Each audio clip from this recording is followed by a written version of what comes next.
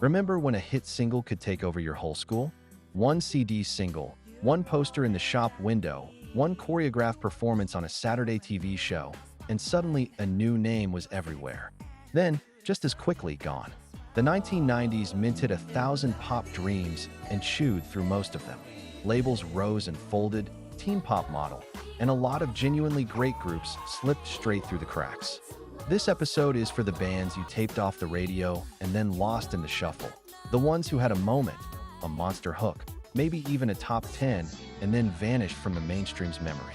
We'll rewind the decade the way it actually felt. Glossy videos on heavy rotation, Max Martin choruses sharing airtime with swing beat and Britpop, and A&R gambles that could change everything or end a career overnight. We'll talk about why some acts disappeared, label mergers, radio format swings, mistimed US pushes, why some walked away by choice, and why a few are overdue for a second listen. Ground rules: no household names, no nostalgia for nostalgia's sake. One group, one signature track that still slaps, a quick origin story, what went right, what went sideways, and where to start if you're building a playlist today. Think of this as a time capsule you can dance to. If you were there, prepare for synth memories, jewel cases that cracked, magazine pullouts on bedroom walls, TV premieres you rushed home to catch. If you weren't, you're about to hear how wild and wide the 90s pop ecosystem really was.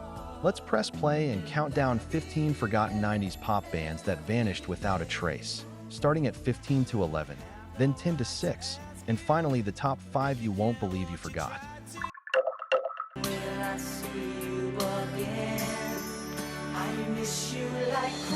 Before they were a pop poster on every bedroom wall, the Moffatt brothers, Scott, and the triplets Bob, Clint, and Dave spent the early 90s as country kids signed to a major, touring and cutting records with frightening professionalism for their age.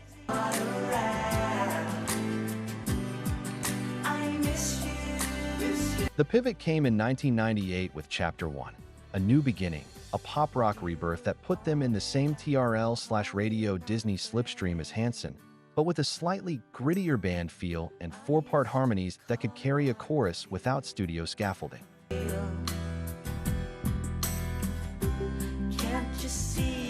By 2000, they leaned rockier on submodalities, produced by Bob Rock, landing a #1 at home with Bang Bang Boom, before splitting in 2001, casualties of label realignments and a market about to be upended by file sharing. You're all that I need. Years later, reunions proved the fan base never really left. Start Here, I'll Be There For You for the radio-ready lift, then Miss You Like Crazy for the pure 1998 time capsule.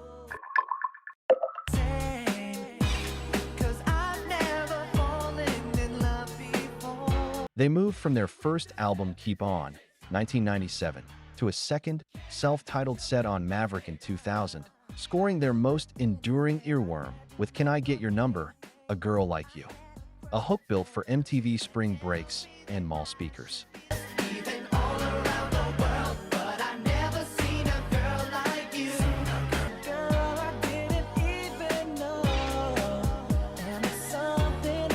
In the major label shuffle of the era, the group splintered by 2001, but their short run captures the precise moment teen pop, R&B swing, and TRL aesthetics collided on American radio. Start Here, Can I Get Your Number, 2000, for peak era polish, then rewind to Don't Stop to hear Darkchild stamp.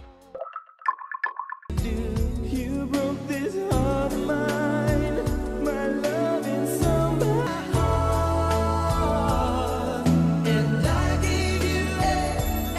In the UK's boy band boom, Code Red staked out the harmony lane, closer to a refined vocal group than a choreography-first outfit.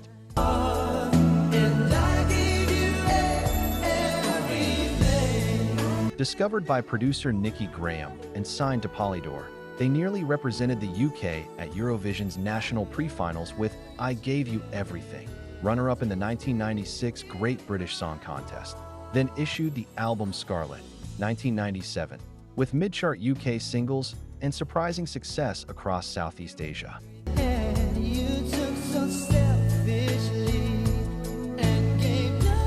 It's the kind of career arc the 1990s created routinely: domestic near misses, international pockets of devoted fans, and a catalog that rewards anyone who still loves modulations and stacked bridges. Start here. I Gave You Everything for their cleanest showcase of blend and key change drama.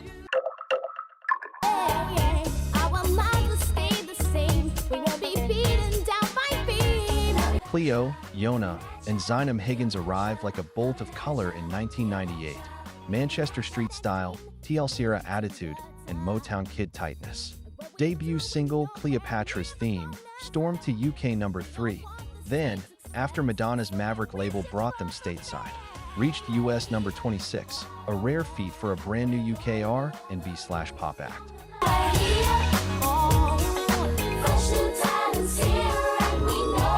The Comin' Atcha era felt everywhere for a minute. TRL spins, Disney Channel specials, and a sound that could pivot from bubblegum to new jack polish.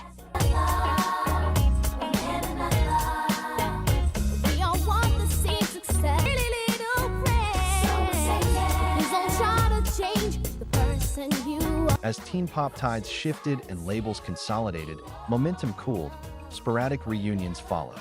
But the singles still glow with Y2K neon. Start here, Cleopatra's Theme. You'll remember the hook by Bar 2.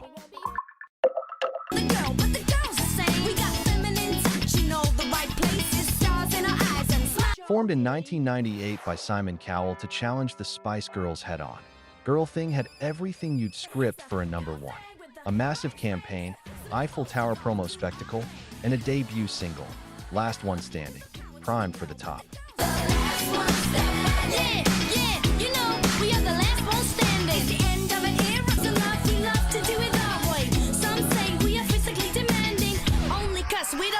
It peaked at UK number 8, a solid hit that read as a disappointment given the hype. Follow-up Girls on Top stalled. The UK album was shelved, released overseas, and by 2001 the project was over. An object lesson in how expectation management can make a respectable chart week feel like failure. You hear this, you wanna hear it some more. This is our year, so have no fear. We're gonna stay, you know, we're gonna take... A reunion for the big reunion in 2014 briefly reopened the case file. The singles still bang. Start here, Last One Standing, for a pristine slice of steelworks built, turn of the millennium pop. Why these five matter in a 90s pop story. Together they map the decade's incentives and trapdoors. Precocious talent machinery, the Moffatts, superstar-backed label bets, no authority, old-school vocal craft trying to survive a dance-first market, Code Red. The rare UK-US crossover for a brand-new girl group, Cleopatra, and the publicity bubble that burst on contact with reality, Girl Thing. Different rooms, same stakes. Hooks, timing, and the mercy of the release schedule. Want the next chapter? 10-6, in the same deep dive tone, plus a pinned comment template to drive viewer suggestions for a community playlist?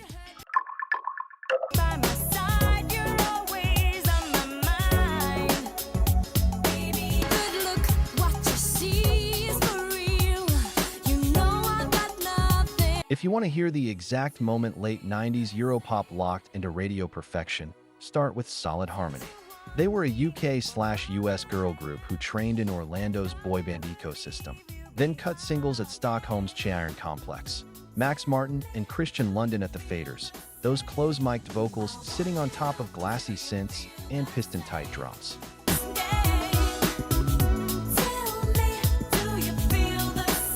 I Want You to Want Me isn't a cheap trick cover. It's a purpose-built bullet from 1998, co-written and produced by Martin/London, and it moved across Europe with top 10-20 peaks in multiple territories and a UK top 20 bow under jive.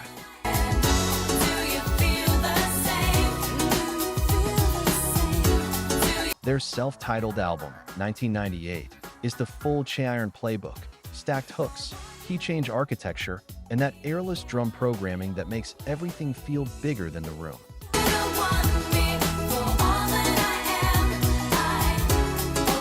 It went top 5 in Finland and number 2 in the Netherlands.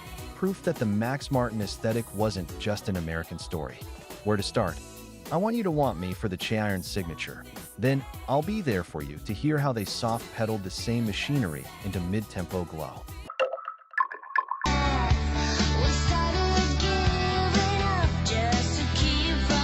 Norway's The Tuesdays did what most European pop rock acts of the era couldn't.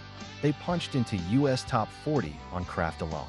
It's Up to You, 1998, is chiming guitars, breathy lead, and a chorus that opens like a window, produced by Ole Evenrud and pushed by Polydor/Arista.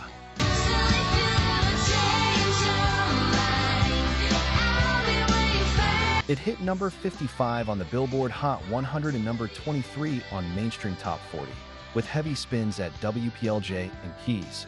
Back home, it reached number 11. That's a serious footprint for a new, non-boy band act with no prefab franchise behind them.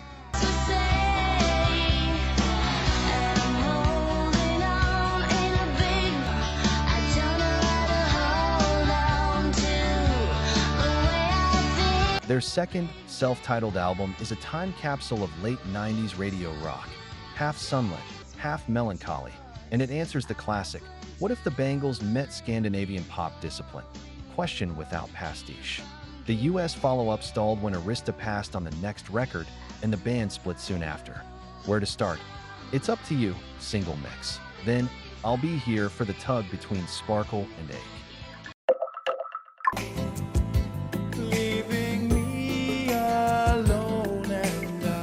Years before Pop Stars or X Factor, Upside Down were assembled on camera for a BBC Inside Story documentary. For lads, one indie label, World Records, all chips on the table. You're the one I've never known. Didn't say the word. The Gambit worked. Their debut, Change Your Mind, leapt into the UK Top 20, peaking at number 11. And they racked up 4 UK hits in 1996 before the label collapsed, taking the campaign with it. The sound is classic mid-90s Britpop boy band, bright synth pads, octave bass, and choruses written like Terrace chants.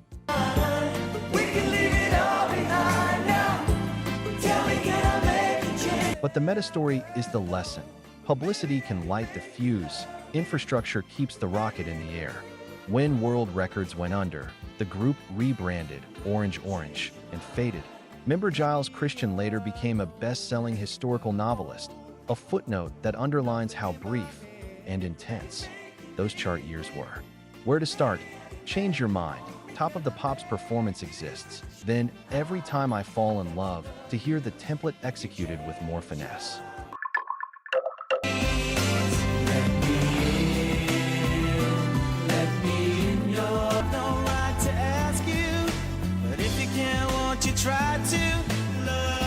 Ireland's OTT were built for export.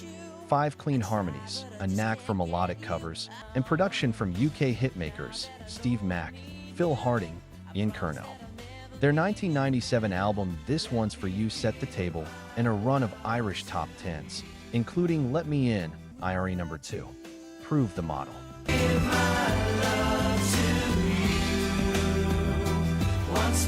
The UK paid attention on the second go, All Out of Love, Yes, the Air Supply song, hit UK number 11, and the reissued Let Me In reached UK number 12. What you hear is the pivot between early 90s balladeering and late 90s Max-era punch, lush BVs, polite swing in the drum programming, and key changes that land like fireworks.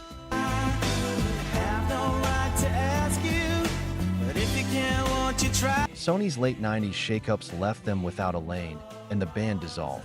In hindsight, the singles stand up as impeccably sung snapshots of the Irish pop boom Walsh helped mainstream. Where to start?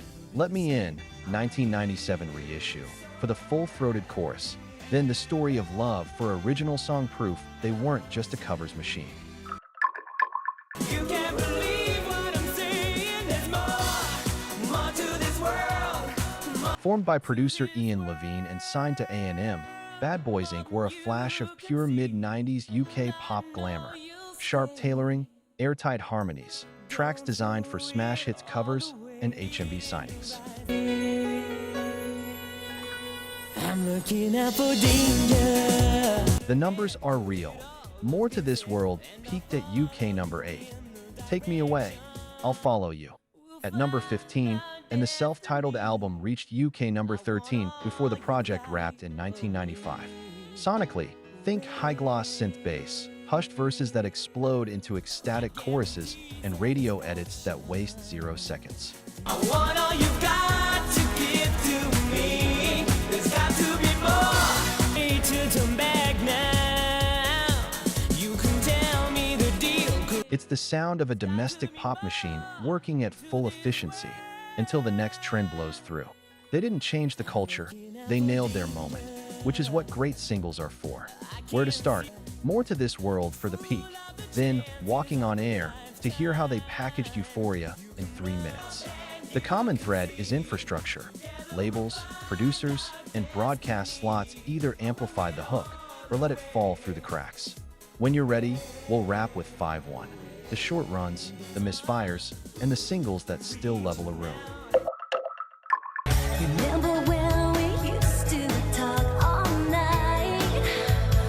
In a year drenched in TRL gloss, for young women walked on stage with actual instruments and a breezy pop rock single that cut through the noise.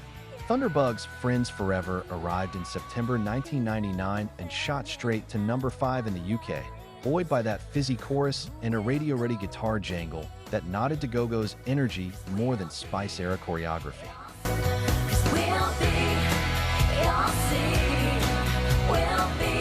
Their hook ended up on the center stage soundtrack, which should have been a springboard. Instead, the follow-up, It's About Time You Were Mine, stalled outside the top 40 and the momentum evaporated. The album Delicious, already in motion, was quietly shuffled out on mini-disc in the UK and on CD in Europe in 2000. The sound of a promising lane change the market didn't give time to breathe.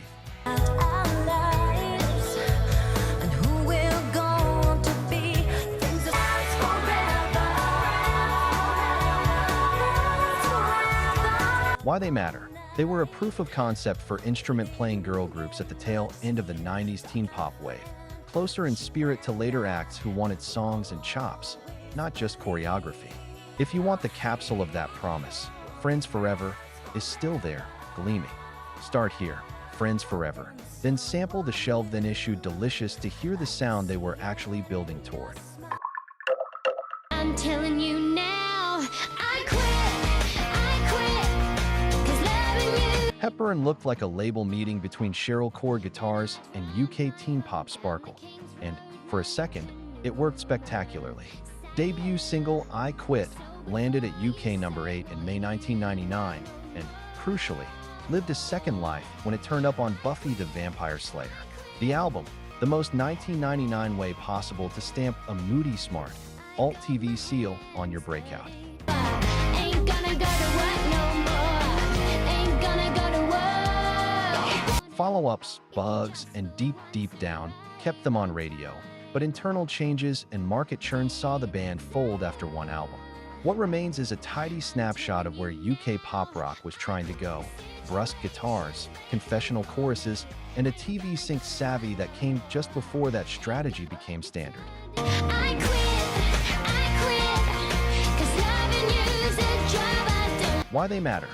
Hepburn made the case that guitar pop with big choruses could sneak on a teen playlist without sacrificing bite. The Buffy association wasn't just marketing. It's a perfect cultural time capsule of how TV planted pop in kids' rooms.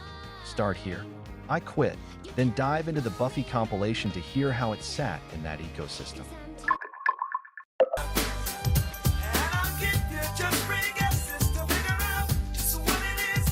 Long before UK R&B had its mid-2000s renaissance, MN8 were already taking new jack swing across Europe. Their debut, I've Got a Little Something For You, didn't just explode. It parked at UK number 2 and ricocheted into top 10s around the world.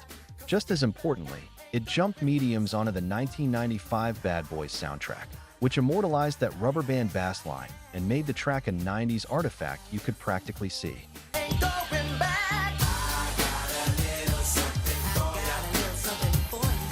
The run that followed, If You Only Let Me In, Happy, Baby It's You, proved they were more than a one single story. To the next level collected those hooks into a smart, polished set that still swings.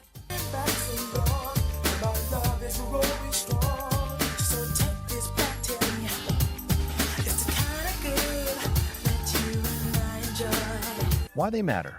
Min8 mapped a lane in which UK R&B could be unabashedly pop without losing club credibility. The records are crisp, the vocals interlock like machinery, and the grooves feel engineered for radio and dance floors at once. Start here. I've got a little something for you. Then run the single straight through. There's a reason they kept charting.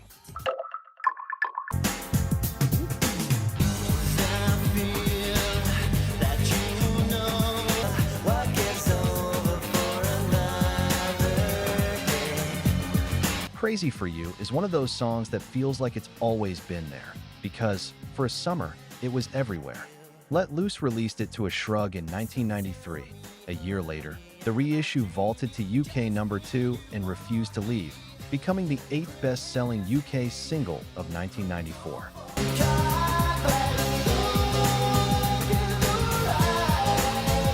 Rather than chase that moment with carbon copies, the trio leaned into guitar pop with Melodic Muscle, 17, number 11, kept the momentum, One Night Stand hit number 12, and Best in Me gave them a second top 10. The debut album reached the UK top 20, a tidy run that played like a greatest hits set in real time.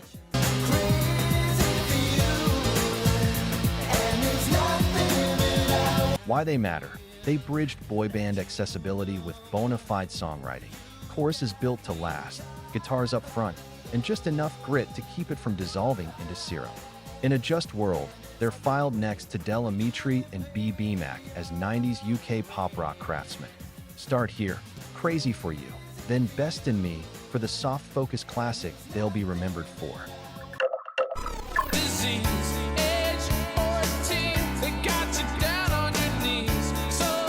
There's a reason New Radicals sit at the top of this shouldn't be underrated pile. They're simultaneously ubiquitous and misunderstood.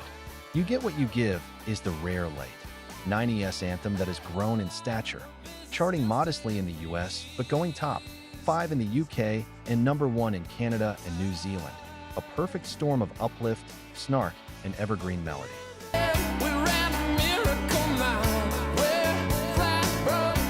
Then, in July 1999, Greg Alexander disbanded the project by press release before the second single's push, citing the grind of touring and promo and a desire to write and produce for others.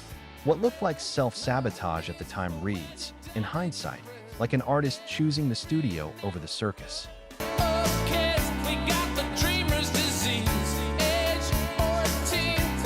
Co-wrote Ronan Keating's UK number 1 Life is a roller coaster.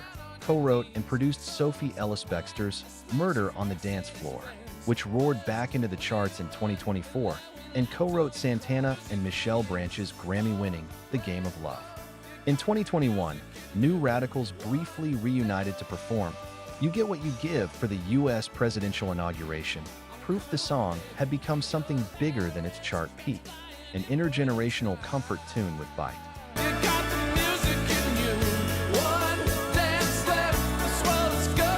And the receipts since? Alexander. Why They Matter. The band's discography is slim, but its DNA runs everywhere. Into pop, into film, Alexander's Begin Again songs, into the way modern hits balance sincerity and side-eye. They didn't fade. They scattered their influence through other people's smashes.